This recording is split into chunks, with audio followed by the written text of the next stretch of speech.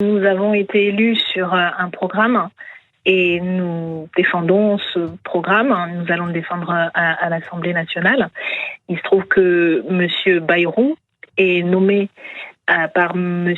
Macron sur une feuille de route qui est aux antipodes de ce pourquoi nous avons été élus. Il est nommé d'ailleurs par un geste antidémocratique du président de la République. Donc la première des choses, avant de négocier quoi que ce soit sur le budget, c'est de s'assurer que M. Bayrou a la confiance de l'Assemblée nationale. Et normalement, dans le processus démocratique tel qu'il existe sous la Ve République, c'est ainsi que les choses devraient se faire. Donc la première des choses avant de négocier, c'est de s'assurer d'avoir la confiance de l'Assemblée. D'avoir une majorité à l'Assemblée, c'est ce que vous voulez dire, c'est ça ? D'avoir suffisamment de députés pour pouvoir prétendre vouloir appliquer des politiques. Ça me semble un peu logique. Et peut-être aussi éviter de faire perdre du temps au pays, comme l'a fait M. Barnier, puisqu'en définitive, pendant 3 mois, on nous a expliqué que M. Barnier allait réussir à réunir une majorité, et il a quand même fini par tomber parce qu'il a voulu passer par 49-3. Il n'avait pas cette majorité.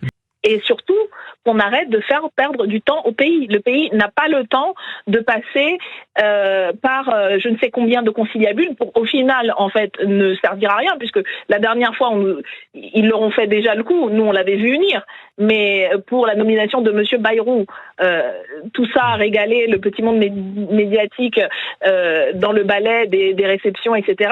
Ils ont fini par présenter un gouvernement non seulement de M. Bayrou, mais avec M. Darmanin et Retailleau, alors que c'était les soi-disant lignes rouges qui avaient été présentées par le Parti socialiste. Donc on a déjà eu ça, on avait déjà eu ça avec Barnier, donc on connaît tout ça. Et je trouve que c'est pas sérieux. Je trouve que c'est irresponsable pour des gens qui prétendent être des partis de gouvernement. Je trouve que c'est irresponsable, à moins de considérer que les députés du Parti socialiste qui ont été élus grâce à la mobilisation des Français et des Françaises en faveur du programme du nouveau Front populaire contre le programme de M. Macron, de M. Bayrou, de M. Retailleau, ont décidé de trahir ce programme et de faire une alliance avec M. Bayrou. Parce que qu'est-ce que ça veut dire une non-censure ? Ça n'existe pas.